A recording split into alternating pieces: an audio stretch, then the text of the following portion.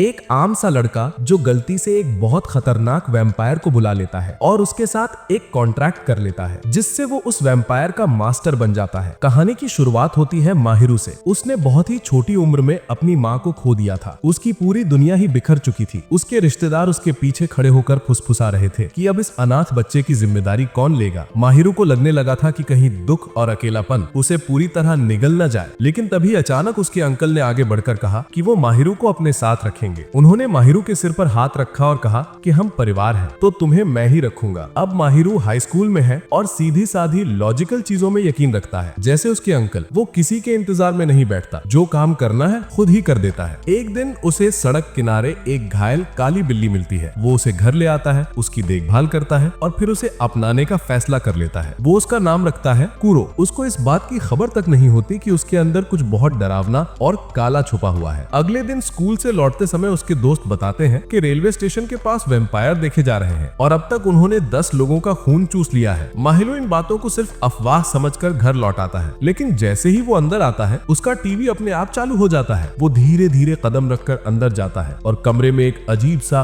Fancy कपड़े पहने लड़का बैठा मिलता है। उसके चेहरे पर गहरी डार्क सर्कल्स। वो ऐसे बैठा है जैसे अपने ही घर में आराम से बैठा हो। माहिरू घबरा जाता है। तू है कौन और मेरे घर में घुसा कैसे? वो तुरंत एक झाड़ू उठाकर उस पर हमला करता है, पर वो ईमो लड़का इतनी तेजी से बचता है कि माहिरू कुछ कर ही नहीं पाता। माहिरू दोबारा मारने ही वाला होता है कि गलती से पर्दा खिसक जाता है और सूरज की किरणें उस अनजान लड़के पर पड़ जाती हैं। जैसे ही धूप उस पर पड़ती है, वो अचानक काली बिल्ली कूरो में बदल जाता है। माहिरू पूरी तरह हक्का बक्का रह जाता है। वो तुरंत पर्दा बंद करता है और फिर से वो लड़का इंसान बन जाता है। माहिरू चिल्लाकर पूछता है कि तू आखिर है कौन? वो लड़का जम्हाई लेते हुए कहता है, मैं बस एक दयालु सा आलसी सा वैम्पायर हूँ। माहिरू को अपने दोस्त की बातें याद आती हैं और वो डर जाता है। वो उसे धक्का देकर धूप में फेंकने की कोशिश करता है और कहता है कि तू वही वैम्पायर है जो लोगों पर हमला कर रहा है। लेकिन कूरो सुस्त आवाज में कहता है, मुझे नहीं पता तुम क्या बोल रहे हो, मैंने किसी को नहीं मारा। माहिरू सब समझने की कोशिश ही कर रहा होता है कि कूरो उससे कहता है कि इंसानी रूप में उसका नाम मत लेना। माहिरू पूछता है, अगर मैं कूरो बुलाऊं तो क्या होगा? और तभी अचानक माहिरू की कलाई और कूरो की गर्दन पर नीली सी चमकीली रिंग बन जाती है। जमीन पर भी एक बड़ा सा चमकता हुआ चक्र बनता है। फिर वो धीरे धीरे गायब हो जाता है। कूरो की हालत देखकर लगता है कि वो पहले से ही इस झंझट से परेशान है। माहिरू उससे पूछता है कि अभी क्या हुआ? कूरो उल्टी सीधी सांस लेते हुए कहता है कि वो एक खास किस्म का वैम्पायर है जो एक मास्टर से बंध जाता है। वो सिर्फ अपने मास्टर का खून पी सकता है और मास्टर के आदेश उसके लिए बिल्कुल फाइनल होते हैं। कूरो बताता है कि अभी जो हुआ वो एक टेम्पररी कॉन्ट्रैक्ट है और अगर उसने 24 घंटे के अंदर माहिरू का खून नहीं पिया तो कॉन्ट्रैक्ट अपने आप टूट जाएगा। ये सुनते ही माहिरू को जैसे राहत मिलती है। वो तुरंत कूरो को घर से बाहर फेंक देता है, लेकिन जैसे ही वो दूर जाने लगता है, एक एनर्जी की रस्सी उसे वापस कूरो की तरफ खींच लाती है। कूरो कहता है कि कॉन्ट्रैक्ट की वजह से वो दोनों ज्यादा दूर नहीं जा सकते। अब माहिरू के पास कोई चारा नहीं। मजबूरी में उसे कूरो को वापस अंदर ले आना पड़ता है। दोनों इस नए रिश्ते से बिल्कुल भी खुश नहीं होते। थोड़ी देर बाद माहिरू अपने दोस्तों से मिलने निकलता है और कूरो को भी साथ ले जाता है। वो उन्हें बताना चाहता है कि ये बिल्ली असल में वैम्पायर है। उसके दोस्त समझते हैं कि इसका दिमाग खराब हो चुका है और एक दोस्त तो उसे साइकाइट्रिस्ट का नंबर भी पकड़ा देता है। माहिरू सोच रहा होता है कि उन्हें कैसे यकीन दिलाएं। तभी उसे एक शीशे में कोई काली सी डरावनी परछाई दिखती है और अचानक एक स्ट्रीट मैजिशियन उनके सामने प्रकट हो जाता है। उसका एक दोस्त उसे नजरअंदाज करके आगे बढ़ने लगता है, लेकिन जैसे ही उसका दोस्त आगे बढ़ने लगता है, वो मैजिशियन उसे रोक लेता है और अचानक उसके कंधे पर काट लेता है। खून हर तरफ बिखर जाता है। सब लोग डरकर भाग खड़े होते हैं और वो मैजिशियन एक ऊंचे खंभे पर चढ़कर खुद का असली रूप दिखाता है। वो कहता है कि उसका नाम बेलिया है और उसे पता है कि माहिरू के पास एक काली बिल्ली वाला वैम्पायर है। वो खुलेआम कूरो को ड्यूल के लिए बुलाता है। बेलिया अजीब सी हरकतें करते हुए नाच दे रहा होता है। तभी कूरो अचानक झपटकर उसे एक जोरदार किक मारता है। माहिरू चिल्लाकर पूछता है कि आखिर हो क्या रहा है, लेकिन कूरो बस इतना कहता है कि उन्हें भागना चाहिए क्योंकि उसे लड़ाई वड़ाई में कोई दिक्कत नहीं चाहिए। ये सुनकर माहिरू बहुत चिढ़ जाता है। वो कूरो से कहता है कि तू भाग, मैं अपने दोस्तों को बचाने जा रहा हूँ। बेलिया फिर से उसके दोस्तों पर हमला करने ही वाला होता है कि माहिरू कूदकर उसके सिर को पकड़ लेता है और पूरी ताकत से उसे रोकने की कोशिश करता है। बेलिया उसे बड़ी आसानी से उड़ा देता है और तलवार से वार कर देता है, लेकिन इस बार कूरो बीच में आकर पूरा अटैक खुद झेल लेता है। कूरो माहिरू और बेलिया दोनों को धक्का मारकर दूर फेंक देता है और अपने सीने में घुसी तलवार निकाल देता है। वो भारी सांस लेते हुए कहता है कि उसे 100 साल से किसी का खून नहीं मिला, इसलिए वो बेलिया को अभी नहीं हरा सकता। माहिरू पल भर भी नहीं सोचता। वो अपना हाथ कूरो के मुंह में घुसा देता है और कहता है, पी खून पी। कूरो उसके हाथ से टपकता खून चाट लेता है और उसी पल उनका टेम्पररी कॉन्ट्रैक्ट परमानेंट बन जाता है। कूरो की गर्दन पर एक चमकीला कॉलर बन जाता है जो माहिरू की कलाई से जुड़ी एक चेन में बदल जाता है। अचानक कूरो की आंखों में ताकत लौट आती है। वो एक दमदार पावर बूस्ट लेता है और माहिरू को अपना नया मास्टर मान लेता है। अब कूरो उसका सर्वेंट वैम्पायर या शॉर्ट में सर वैम्प बन चुका है। माहिरू आदेश देता है, बेलिया को हराओ। कूरो बस एक झटके में हवा का तूफान पैदा करता है और फिर पल भर में बेलिया पर टूट पड़ता है। एक ही साफदार वार में बेलिया जमीन पर गिर जाता है। कूरो उसे उठाता है और उसका खून पीने ही वाला होता है कि माहिरू चेन खींचकर उसे रोक देता है। बस काफी है। बेलिया गुस्से में गालियां देकर अपनी टोपी पहनता है और अचानक एक गुड़िया में बदल जाता है। माहिरू उसे उठाकर पूछता है कि तू कूरो को मारना क्यों चाहता था? बेलिया कहता है कि ये उसके मास्टर सुबाकी का आदेश था। कूरो बोलता है कि मैं तो इस कमीने को जानता तक नहीं हूँ। बेलिया हंसकर कहता है कि कोई भी सुबाकी को नहीं जानता और इसीलिए वो उन सबको मारना चाहता है जो उसे नहीं जानते। अचानक माहिरू और कूरो के बीच की चेन गायब हो जाती है और दोनों थकावट से जमीन पर गिर पड़ते हैं। जब माहिरू की आंख खुलती है वो खुद को अपने कमरे में पाता है। कूरो अपने छोटे से बिस्तर पर चुपचाप सो रहा होता है। माहिरू घबराकर स्कूल भागता है अपने घायल दोस्त की हालत देखने, लेकिन उसकी हैरानी की हद नहीं रहती। उसका दोस्त तो बिल्कुल ठीक होता है। वो कहता है कि पुलिस ने बताया कि उसका कार एक्सीडेंट हुआ था, बाकी उसे कुछ याद नहीं। ना दोस्त ना कोई विटनेस, किसी को माहिरू की बातें या उस मैजिशियन वैम्पायर की घटना के बारे में याद नहीं। माहिरू को सब कुछ अजीब सा लगने लगता है। वो घर आता है और कूरो से पूछता है कि बेलिया या उसके मास्टर सुबाकी के बारे में कुछ पता है। तभी बिना बादलों के अचानक तेज बारिश शुरू हो जाती है और माहिरू खुद को एक अजीब सी दूसरी दुनिया में पाता है। अचानक एक सनकी लड़का जो ब्लीच के आसेन जैसा कॉस्प्ले किए हुए है उसके सामने आता है और जोर जोर से हंसने लगता है। पलक झपकते ही वो माहिरू का बैग सील कर देता है और उसमें से बेलिया को निकाल लेता है। बेलिया उस लड़के को सुबाकी बुलाता है और माहिरू समझ जाता है कि वो अब सचमुच किसी बहुत खतरनाक दुश्मन के सामने है। सुबाकी बिजली जैसी तेजी से उसके पास आता है, कूरो को पकड़कर जोर से दूर फेंक देता है। कूरो मजबूर होकर अपने ह्यूमन फॉर्म में आ जाता है। माहिरू पूछता है कि क्या ये सब सच है? कूरो बेहद ठंडे चेहरे से जवाब देता है, नहीं, मैंने इस पागल को कभी नहीं देखा। सुबाकी पागलों की तरह हंसने लगता है और कहता है कि कूरो बहुत क्रूएल है जो उसे पहचानता ही नहीं है। फिर वो बताता है कि दुनिया में 7 ओरिजिनल वैम्पायर्स हैं जो इंसानों से कॉन्ट्रैक्ट कर सकते हैं और सर्वैम्प बन जाते हैं। ये 7 वैम्पायर असल में 7 सिंस पर आधारित भाई बहन हैं और कूरो इनका सबसे बड़ा भाई है, सर्वैम्प ऑफ स्लोथ यानी आलस का सर्वैम्प। सुबाकी कहता है कि इन 7 असली वैम्पायर्स के अलावा एक और सच्चा वैम्पायर है और वो खुद है द सर्वैम्प ऑफ मेलॉन्कली यानी उदासी का सर्वैम्प, सबसे छोटा भाई। लेकिन कोई भी उसे अपना नहीं मानता। माहिरू जितना समझने की कोशिश करता है उतना उसका दिमाग घूमता जा रहा है। तभी सुबाकी एक ब्लैक फॉक्स में बदलकर माहिरू के कंधे पर कूद जाता है और कूरो को चिढ़ाने लगता है। माहिरू उसे रोककर पूछता है कि कल बेलिया को तुमने ही भेजा था ना? सुबाकी मुस्कुराकर कहता है, हाँ, मुझे लोगों को और वैम्पायर्स को मारना बहुत पसंद है। ये बोलकर वो एक जोरदार किक कूरो को मारता है। फिर उसकी आस्तीन से लाल फूलों की पंखुड़ियां गिरती हैं जो एक तलवार का रूप ले लेती हैं। वो उस तलवार से कूरो पर हमला करता है लेकिन कूरो अपनी काली क्लॉथ से उसे रोक लेता है। माहिरू चिल्लाकर पूछता है कि कूरो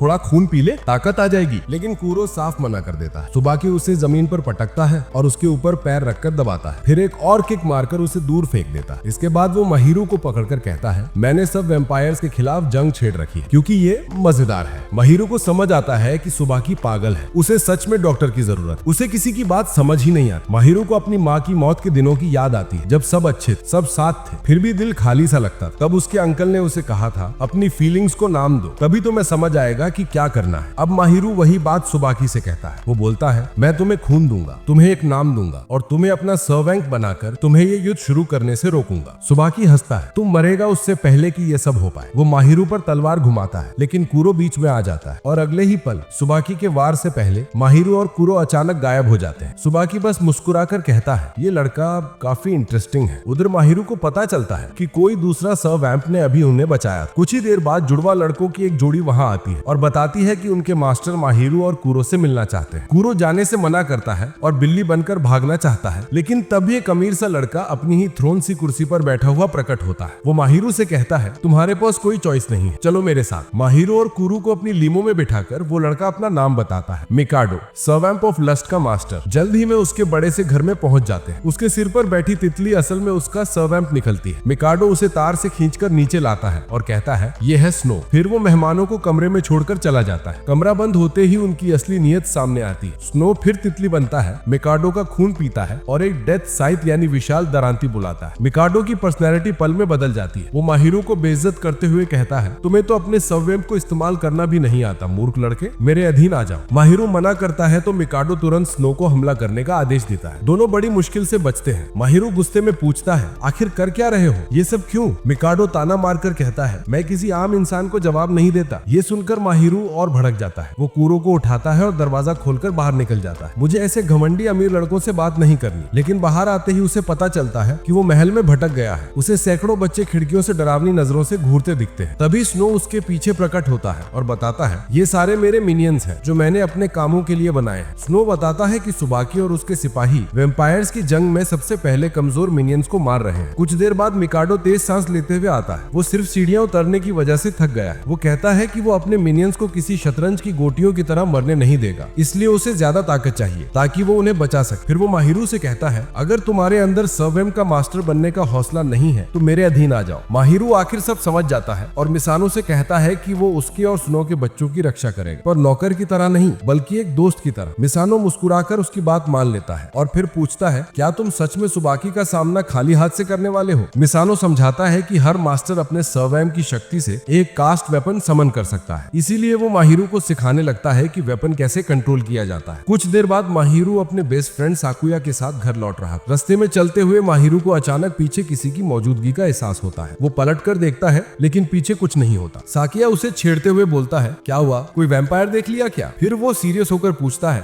सुना है आजकल कुछ अनयूजुअल तो नहीं हो रहा? माहिरू उसे कूरो के वैम्पायर होने वाली बात नहीं बता सकता, तो बस इतना कहता है, यार अगर कुछ भी अजीब लगे तो तुरंत मुझे कॉल कर देना। साकिया उसे वियर्ड समझकर हंसते हुए अपने घर भाग जाता है। अगले दिन माहिरू मिसानो के घर जाता है वेपन समन करने सीखने के लिए। कूरो कहता है, अपनी आंखें बंद करो, अगर सच में वेपन चाहिए तो बस मेरे पे ट्रस्ट करो। जैसे ही माहिरू आंखें बंद करता है वो खुद को एक अंधेरी जगह में पाता है। ये जगह दरअसल कूरो के माइंड के अंदर होती है। वहाँ उसे क्रीपी सा काली बिल्ली जैसा क्रीचर दिखता है जो कहता है कि वो कूरो का एक हिस्सा है और मास्टर की पावर को कंट्रोल करना उसकी जिम्मेदारी है। वो उसे गिफ्ट बॉक्सेस के एक ढेर के पास ले जाकर कहता है, सोच कर चुनना, वापस से एक्सचेंज नहीं कर सकते। माहिरू हमेशा की तरह सिंपल चीज चुनता है और सबसे छोटा गिफ्ट बॉक्स उठाता है। वो बॉक्स एक मैजिक ब्रूम में बदल जाता है। अगले ही पल माहिरू वापस मिसानो की लिविंग रूम में होता है। ब्रूम उसके चारों ओर घूमता है और फिर उसकी कलाई पर एक टैटू बनकर गायब हो जाता है। माहिरू हैरान रहता है कि क्या वो सच में इससे रो पाएगा। वो ब्रूम को समन करने की कोशिश करता है लेकिन वो आता नहीं। तभी स्नो कहता है, अपना गोल इमेजिन करो, जिस वजह से लड़ना चाहते हो उसके बारे में सोचो। माहिरू तुरंत अपने दोस्तों के बारे में सोचता है, उन्हें अपना परिवार समझता है और कहता है कि वो एक दिन उन्हें मिसानो से भी मिलवाएगा। कुछ दिन बीत जाते हैं। माहिरू और उसके दोस्त चिंतित हो जाते हैं क्योंकि साकुया कई दिनों से स्कूल नहीं आया। माहिरू फैसला करता है कि वो उससे मिलने जाएगा और उसके लिए कुछ लंच पैकेट्स भी ले जाता है। रास्ते में वो कूरो को बताता है कि वो साकुया से बचपन से दोस्त है, लेकिन अचानक उसकी यादें ग्लिच होने लगती हैं। वो साकुया का एड्रेस भूल जाता है। फिर उसे शक होता है कि क्या वो कभी साकुया के घर गया भी है। माहिरू अपनी यादें तेजी से खो रहा था। तभी अचानक असली साकुया उसके पीछे खड़ा मिलता है। माहिरू घबराकर पूछता है, तू स्कूल क्यों नहीं आ रहा था? कूरो दूर से उसे सस्पिशियस नजर से देखता है। साकुया बताता है, कुछ दिन पहले उस पर यहीं पास में हमला हुआ था। एक अनजान आदमी से उसे बचा तो लिया, लेकिन उसके बाद से वो घर से बाहर निकलने से डर रहा। तभी अचानक दूर से एक चीख सुनाई देती है। साकुया बिना कुछ बताए माहिरू का हाथ पकड़कर उसे तंग गलियों से खींचते हुए खुली जगह में ले आता है। माहिरू कुछ पूछ ही पाता कि तभी उसे और कूरो को स्टील की तारों से बांध दिया जाता है। दो तलवारें उनके पास से गुजरकर दीवार में घुस जाती। तभी ऊपर की छत से बैल्किया कूदकर नीचे आ जाता है, ठीक साकुया के पास। साकुया पागलों की तरह चिल्लाने लगता है, मैंने तुझे वार्न किया था माहिरू, यहाँ वैम्पायर्स घूम रहे हैं, फिर भी क्यों आया? कूरो तुरंत समझ जाता है साकुया असल में सुबाकी का मिनियन है। साकुया गुस्से में कहता है, सोच माहिरू, अपने पास्ट के बारे में सोच। तेरी बचपन की यादों में क्या मैं कभी था?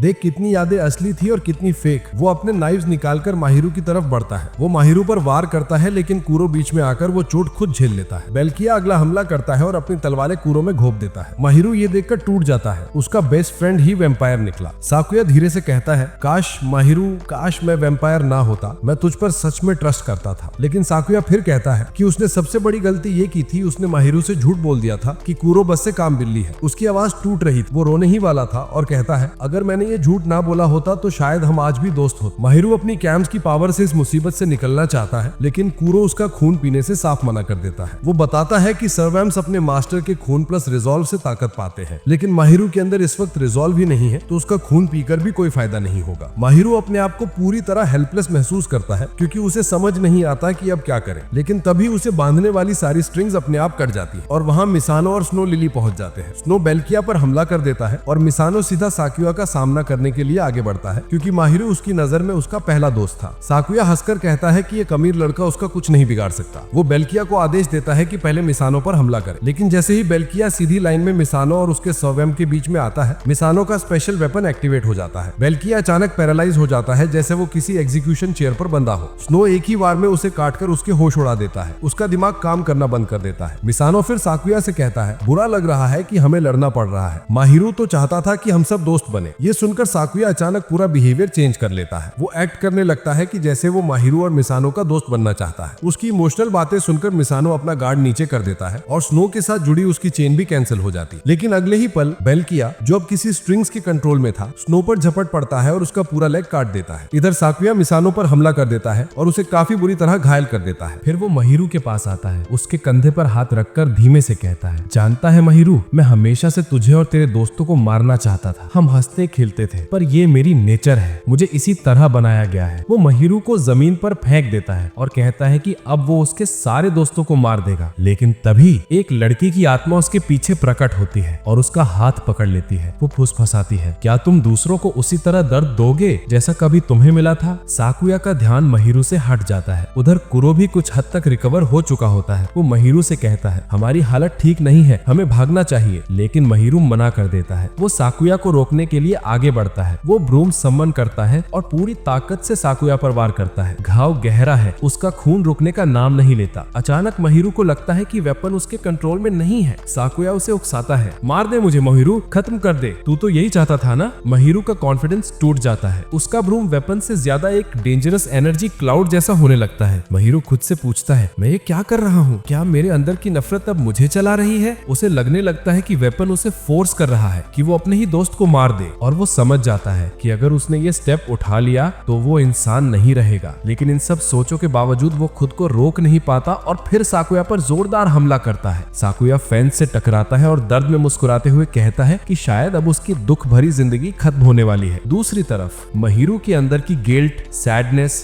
रिग्रेट, ये सब कुरो के माइंड में भरने लगता है। कुरो इसे सह नहीं पाता और माहिरू पर झपटकर उसकी गर्दन में दांत गाड़ देता है। वो उसका खून पीता है और उनकी चेन फिर से प्रकट हो जाती है। अचानक कुरो की छुपी हुई शक्ति जाग जाती है। उसकी पीठ से काली अंधेरी एनर्जी फूटती है और धीरे धीरे एक विशाल क्रीपी कैट का रूप ले लेती है। वो भयानक बिल्ली काली लिक्विड तारों जैसी चीज उगलती है जो पूरे इलाके को ढक लेती है। माहिरू चिल्लाता है, ये क्या हो रहा है? ब्लैक लिक्विड उसे भी खींचने लगता है। साकुया अपना हाथ आगे बढ़ाकर कहता है, बस ऑर्डर दे माहिरू, बस अपने सर्वैम को कह दे कि मुझे मार दे, सब प्रॉब्लम सॉल्व हो जाएगी। मैंने पहले भी झूठ बोला था, मैं चाहता था कि तू ही मेरी मौत बने, पर अब ये सब बहुत मेसी हो गया है। माहिरू कुछ समझ नहीं पाता, लेकिन इससे पहले कि वो कोई फैसला ले, एक गोली सीधे कुरो के दिल में लगती है। कुरो की सारी डार्क पावर्स गायब हो जाती हैं। ब्लैक लिक्विड रुक जाता है और वहां पहुंचते हैं एक और सर्वैम्प और उसका मास्टर। मास्टर अपने सर्वैम्प को आदेश देता है कि वो सबको संभाल ले और उसका सर्वैम्प सीधा छलांग लगाकर नीचे उतरता है। पहले तो कुरो को एक जबरदस्त किक मारता है, फिर उस पर गोलियां चला देता है जब तक कि कुरो फिर से बिल्ली न बन जाए। ब्राउन पेपर बैग सिर पर पहने वो सर्वैम्प सीधे साकुया की तरफ झपटता है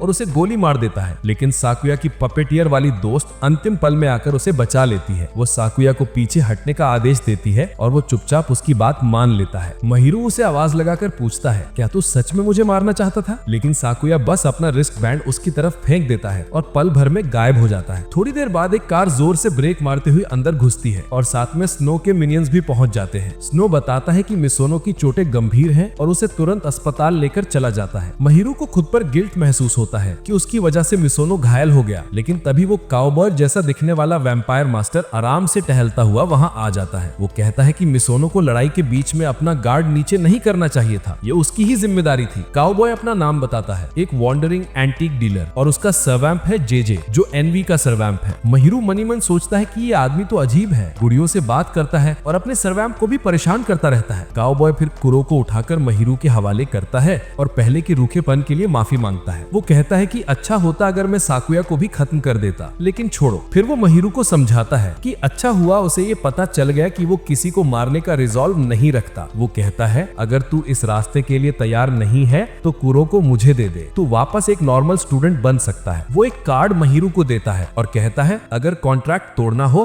तो मुझसे कॉन्टैक्ट करना, और फिर वहां से चलता बनता है। अगले दिन माहिरू ग्रोसरी लेने बाहर निकलता है और रेस्टोरेंट में उसे सुबह की दिख जाता है। माहिरू बिना सोचे समझे जल्दी से जाकर उसके बगल में बैठ जाता है। वो पूछता है, साकुया कब से तुम्हारा मिनियन बना? सुबह की धीमी आवाज में साकुया की पूरी लाइफ स्टोरी सुनाना शुरू कर देता है। वो बताता है कि साकुया दुनिया के सबसे बुरे माता पिता से पैदा हुआ था। उन्होंने उसकी बहन को इंश्योरेंस पैसे के लिए सुसाइड करवाया। फिर साकुया को पुलिस के सामने झूठ बोलने पर मजबूर किया कि उसकी बहन खेलते हुए खिड़की से गिर गई, नहीं तो उसका भी यही हाल कर देते। ये साकुया की जिंदगी का पहला झूठ था। फिर वो बार बार यही करता गया क्योंकि उसके पेरेंट्स वैसे ही थे। 6 साल बाद उन्होंने साकुया को भी उसी खिड़की से नीचे फेंक दिया, ठीक अपनी बहन की तरह। लेकिन जब वो मौत का इंतजार कर रहा था, सुभाकी ने उसे बचा लिया। वो समझाता है कि मिनियन तभी बनता है जब कोई मरता हुआ इंसान सर्वैम्प का खून पी ले। सुभाकी महिरू पर हंसता है कि उसे ये बेसिक चीजें भी नहीं पता थी। फिर उठकर जाने लगता है और साथ में एक भयानक ऑरा छोड़ता है, ये कहते हुए कि आज मेरा मूड वायलेंस वाला नहीं है। महिरू डर के मारे जम जाता है। वो साकुया को वापस मांगने तक की हिम्मत नहीं जुटा पाता। महिरू खुद को दोष देता है कि वो नहीं समझ पाया कि साकुया क्या झेल रहा था, क्योंकि साकुया हमेशा हंसते मुस्कुराते हुए सब कुछ मजाक में टाल देता था। अगले दिन स्कूल में महिरू उम्मीद करता है कि साकुया क्लास में मिल जाएगा, लेकिन वो नहीं था। और हैरानी की बात, सभी बच्चे साकुया का नाम सुनकर अजीब रिएक्ट करते हैं। उन्हें उसकी पर्सनालिटी याद है, लेकिन उसका चेहरा कोई याद नहीं कर पा रहा। महिरू समझ जाता है कि साकुया चाहता तो है कि उसके दोस्त उसे याद रखें, लेकिन वो अपनी मौजूदगी किसी पर थोप नहीं सकता। कल्चरल फेस्टिवल वाले दिन साकुया स्कूल आता है, मुंह पर मास्क पहनकर। हालांकि किसी को उसका चेहरा याद है नहीं। उसके दोस्त उसके पास से गुजरते हैं और उनकी पीठ पर एक नोट चिपका होता है, हम तुम्हारा इंतजार कर रहे हैं। साकुया हैरान रह जाता है कि अब इसे कैसे हैंडल करे। उसी वक्त कुरो हवा में उड़ता हुआ आता है और साकुया के चेहरे से टकरा जाता है। महिरू हांफता हुआ पीछे पीछे पहुंचता है और साकुया तुरंत भागकर रूफटॉप पर चला जाता है, क्योंकि वो महिरू का सामना नहीं कर पाता। वो चिल्लाकर कहता है, महिरू दूर रह मुझसे, मैंने तुम्हें और तुम्हारे दोस्तों को मारने की कोशिश की है। महिरू शांत आवाज में कहता है, तू झूठ बोल रहा है, तूने मुझे बचाया था। वो बताता है कि मिसोनो की चोटें भी उतनी सीरियस नहीं थी। दोनों रूफटॉप पर पहुंचते हैं, जहां साकुया सच कबूल करता है, मैं सिर्फ पिछले साल से तुम्हारा दोस्त हूँ। हमारी बचपन वाली सारी यादें सब मेरे दिमाग में डाली गई थी। महिरू मुस्कुराकर जवाब देता है, कोई फर्क नहीं पड़ता, तू मेरा दोस्त था और आज भी है। लेकिन साकुया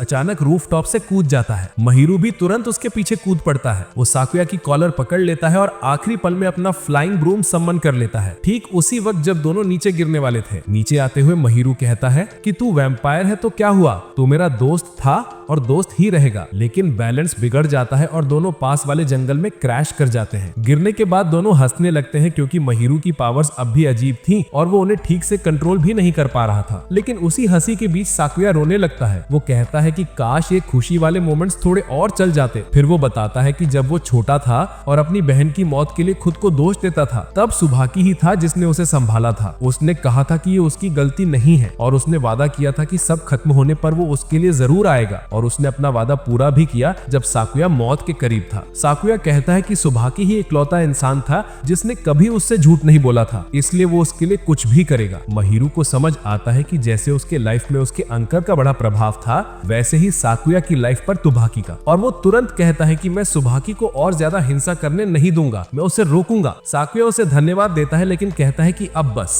अब वो उसके और बाकी सबके साथ नहीं रह सकता, और महज एक फिस्ट बम देकर महिरू के सामने ही गायब हो जाता है। वो जितना दूर भाग सकता है भागता चला जाता है। उसे याद आता है कि महिरू ही पहला इंसान था जिसने उसकी तरफ दोस्त की तरह हाथ बढ़ाया था। भागते भागते साकुया रो पड़ता है और कहता है, थैंक्स महिरू, हाई स्कूल का ये 1 साल मेरी लाइफ का सबसे अच्छा साल था। उधर महिरू खुद की कमजोरी पर गुस्सा करता है और पीछे खड़े कोरो से कहता है कि वो स्ट्रॉन्ग बनना चाहता है। कुछ ही दिन बाद माहिरो को एक लेटर मिलता है जो खोलना उसके लिए थोड़ा मुश्किल होता है। वो लेटर कूरो को देता है, लेकिन जैसे ही कूरो उस पे लगी सील देखता है, वो लेटर को वहीं दबाकर क्रश कर देता है। अगले दिन माहिरू कूरो को भी साथ लेकर स्कूल जाता है और गर्ल्स के बीच उसकी पॉपुलैरिटी और बढ़ जाती है। घर लौटते समय उन्हें एक नाइट फेस्टिवल दिखता है और दोनों एंजॉय करने का फैसला करते हैं। ब्रिज पर बैठकर फायरवर्क्स का इंतजार करते हुए एक आई पैच वाला आदमी वहां आता है। वो एक सूटकेस माहिरू को पकड़ाता है और कहता है कि इसे लॉस्ट एंड फाउंड में जमा कर दे, क्योंकि उसे जगह नहीं मिल रही। जैसे ही माहिरू सूटकेस पकड़ता है, वो आदमी सस्पिशियस तरीके से गायब हो जाता है, लेकिन भोला सा माहिरू शक भी नहीं करता और अकेले ही लॉस्ट एंड फाउंड की तरफ चल देता है। रास्ते में उसकी टक्कर एक लंबे से ब्लॉन्ड गाय से होती है जो कंधे पर एक बड़ा सा कॉफिन लटकाए हुए था। वो कहता है कि वो अपने पार्टनर से बिछड़ गया है और माहिरू उसे लॉस्ट एंड फाउंड तक ले जाएगा। चलते चलते माहिरू उससे कॉफिन के बारे में पूछता है और वो हंसकर कहता है कि ये वैम्पायर्स के सोने का बॉक्स है। माहिरू को यकीन नहीं होता, लेकिन तभी पीछे एक जोरदार धमाका होता है। लोग चिल्लाते हैं कि एक सिल्वर सूटकेस फट गया है और माहिरू को तुरंत याद आता है कि आई पैच वाले आदमी ने कहा था कि फायरवर्क शुरू होने से पहले सूटकेस जमा कर देना। अब फायरवर्क्स में 1 मिनट से भी कम समय बचा था। माहिरू घबरा जाता है कि इस बॉक्स को कैसे संभाले। वो सोचता है कि क्या कूरो को बुलाकर इस सूटकेस को दूर फेंक दे, लेकिन किसी अजनबी के सामने ये रिवील करना कि वो सर्वैम्प का मास्टर है, ये थोड़ा रिस्की भी था। आखिरकार वो ब्लॉन्ड पर भरोसा करता है और कूरो को समन समन कर लेता है। वो उसे थोड़ा सा खून पिलाता है और कूरो उसे उठाकर हवा में कूदता है। कूरो सूटकेस को जितना दूर फेंक सकता था फेंक देता है, लेकिन माहिरू पैनिक में आ जाता है कि कहीं ये जमीन पर गिरकर ही ब्लास्ट न हो जाए, और ठीक वही होता है। सूटकेस हवा से गिरकर जमीन की तरफ आता है और ब्लास्ट होने ही वाला था कि तभी वो ब्लॉन्ड गाय दौड़कर आता है, अपना कॉफिन खोलता है और सूटकेस को उसके अंदर पकड़ लेता है। फिर ब्लास्ट कॉफिन के अंदर ही हो जाता है। माहिरू और कूरो दोनों शॉक में पूछते हैं कि वो आखिर है कौन। वो मुस्कुराकर कहता है, मैं टेत्सु हूँ, एक हॉट स्प्रिंग का मालिक। और तभी कॉफिन के अंदर से एक डरती कांपती हुई आवाज आती है। कॉफिन के अंदर से आवाज आती है कि टेत्सु तो पागल है क्या, तूने कॉफिन के अंदर बॉम्ब कैसे फेंक दिया, मैं तो अभी भी इसी में था। और तभी अंदर से एक जला सा बैट बाहर निकलता है। कूरो से देखते ही पहचान लेता है, ये सर्वैम्प ऑफ प्राइड यानी ह्यूग था। टेत्सु ने ही उसे ये नाम दिया था। थोड़ा सा खून मिलते ही ह्यूग बिल्कुल ठीक हो जाता है। जैसे ही उसका दम वापस आता है, वो अपनी नॉन स्टॉप बातें शुरू कर देता है, कैसे वो टेत्सु से एक हॉट स्प्रिंग में मिला था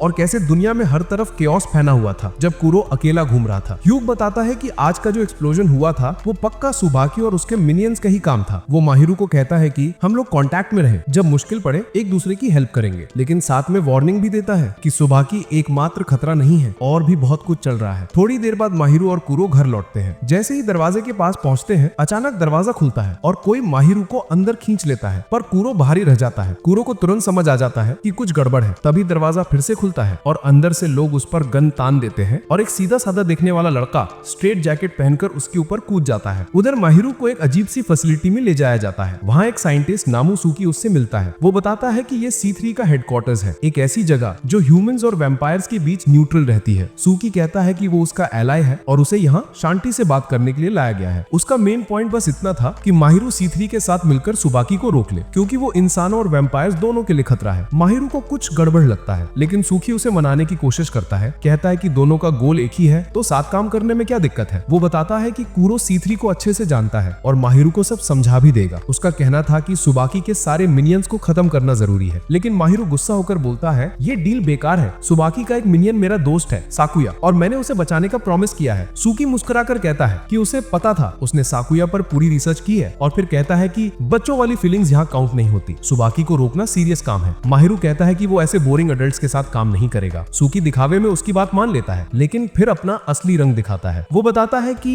कमरे में कुल 52 दरवाजे हैं और सिर्फ एक सही एग्जिट है। अगर माहिरू जल्दी बाहर नहीं निकला तो वो कभी अपने सर्वैम्प को नहीं देख पाएगा, क्योंकि इस वक्त कूरो C3 के सबसे डेंजरस वैम्पायर हंटर टीम से लड़ रहा था। माहिरू घबरा जाता है और दौड़कर एक दरवाजा खोलता है, लेकिन वो वहीं लौट आता है जहां से शुरू किया था। सुकी हंसकर कहता है, हर दरवाजा चेक करेगा तो एक दिन निकल जाएगा, तब तक वैम्पायर हंटर्स तुम्हारे सर्वैम्प को इतनी दूर ले जाएंगे कि तुम मर जाओगे। सर्वैम्प और मास्टर एक लिमिट से ज्यादा दूर हुए तो मास्टर मरता है। अब माहिरू के पास दो ही ऑप्शन थे, या तो सही दरवाजा ढूंढे या C3 के साथ काम करे। लेकिन माहिरू जिद पर अड़ा रहता है और दरवाजे बदलता रहता है, फिर भी सही रास्ता नहीं मिलता। तभी उसे आइडिया आता है कि दरवाजे देखने से कुछ नहीं होगा। वो अपना ब्रूम समन करता है और एक जबरदस्त स्पिनिंग ट्रिक करता है जो पूरे कमरे में टॉर्नेडो बना देती है और छत को तोड़कर खुला रास्ता बना देती है। सुकी हैरान होकर कहता है कि वही सही रास्ता था। फिर वो आखिरी बार वार्न करता है, कूरो पर भरोसा मत करना, वो वैम्पायर है, खून का प्यासा। माहिरू जवाब देता है, मैंने वैम्पायर्स के अच्छे रूप भी देखे हैं, वो मेरे दोस्त हैं। सुकी उसकी बातों से चुप हो जाता है और माहिरू को जाने देता है। उधर उसी समय कूरो पर तीनों वैम्पायर हंटर हमला कर देते हैं। वो जमीन से उठते हुए डार्क स्पाइक से टकरा जाता है, लेकिन स्ट्रेट जैकेट वाला लड़का उस पर टूट पड़ता है। कूरो उसकी किक से बचता है, लेकिन एक जोरदार हिट उसके चेहरे पर पड़ती है और वो दूर जा गिरता है। वो उसे घेर लेते हैं और कहते हैं कि अगर वो उनके साथ आया होता जब उन्होंने वो लेटर भेजा था, तब चीजें इतना मुश्किल नहीं होना चाहिए था। उधर कूरो भागता रहता है। गन शॉट से बचते हुए भागते भागते वो नदी के किनारे तक पहुंच जाता है। स्ट्रेट जैकेट वाला आदमी उसे डिस्ट्रैक्ट करता है। वो कहता है कि उसका मास्टर अब उनके कंट्रोल में है। ये सुनकर कूरो का ध्यान एक पल के लिए भटक जाता है और उसी वक्त उसे काले लोहे जैसे बार्स में कैद कर दिया जाता है। हंटर्स उसे खत्म करने ही वाले थे कि तभी माहिरू अपनी ब्रूम पर उड़ते हुए पहुंचता है और कूरो को वहां से उठाकर ले जाता है। कुछ दिन बाद माहिरू मिसोनो और टेत्सु के हॉट स्प्रिंग में मीटिंग करते हैं। वहीं कूरो और स्नो लिली आराम से गर्म पानी का मजा ले रहे होते हैं। मिसोनो के लिए एक फैंसी बेड भी सेट किया गया है और टेत्सु काम में लगा हुआ था। माहिरू चिल्लाता है कि ये लोग स्ट्रेटेजी मीटिंग को सीरियस ले ही नहीं रहे हैं। बाद में माहिरू और मिसोनो मिलकर वेंडिंग मशीन के पास डिस्कस करते हैं कि उन्हें अभी भी सर्वैम्प्स और सुबाकी के बारे में कितनी सारी बातें नहीं पता। माहिरू को लगता है कि एनवी वाले सर्वैम्प का मास्टर शायद उन्हें कुछ बता सकता है, क्योंकि वो काफी नॉलेजेबल था। लेकिन मिसोनो तुरंत बोल देता है, उस आदमी पर भरोसा मत करो, हम लोग अपने दम पर ठीक है। उसी दौरान ह्यूग उड़ता हुआ आता है और बताता है कि शहर में खतरनाक आदमी घूम रहा है। माहिरू और कूरो उसी वक्त उसे ढूंढने निकल पड़ते हैं। ह्यूग के मिनियन से पता चलता है कि वो आदमी काले कपड़ों में है और उसकी पीठ पर पंख है। वो आदमी उन्हें जल्दी ही दिखाई दे जाता है। कूरो वार्न करता है कि वो डेंजरस लग रहा है, लेकिन माहिरू जिद में उसे स्टॉक करने लगता है। माहिरू देखता है कि उस आदमी के पास एक केज में छोटा सा हेजहॉग है, उसका पीटी एक्टिविस्ट मोड ऑन हो जाता है और वो उस बेचारे जानवर को बचाने का फैसला करता है। वो उसके पीछे दौड़ता है, लेकिन जैसे ही वो मुड़ता है वो आदमी वहीं उसका इंतजार कर रहा होता है। वो पूछता है कि तू एंजल है या डीमन? माहिरू समझ नहीं पाता। अचानक वो अपनी पावर एक्टिवेट करता है और एक मैजिकल पियानो समन कर लेता है। जैसे ही वो मेलोडी बजाता है, कूरो का शरीर भारी होने लगता है और वो घुटनों पर गिर जाता है। आदमी खुद को डीमन बताता है और बिजली की तरह उस पर टूट पड़ता है। वो कूरो को एक किक में उड़ा देता है, फिर हवा में कूदकर उस पर लगातार किक्स मारता है। माहिरू अपनी ब्रूम समन करके सीधा रूफटॉप पर पहुंचता है, जहां वो आदमी कूरो की छाती पर पैर रखने वाला था। माहिरू उसे रोकता है और कूरो को अपना खून पिलाता है ताकि वो दोबारा ताकत पा सके। माहिरू पूछता है कि तुम मेरे पार्टनर को क्यों चोट पहुंचा रहे हो और इस बेचारे हेजहॉग को केज से निकालो। आदमी उसकी बात मान लेता है। जैसे ही केज खुलता है, हेजहॉग एक और सर्वैम्प में बदल जाता है। वो खुद को लॉ,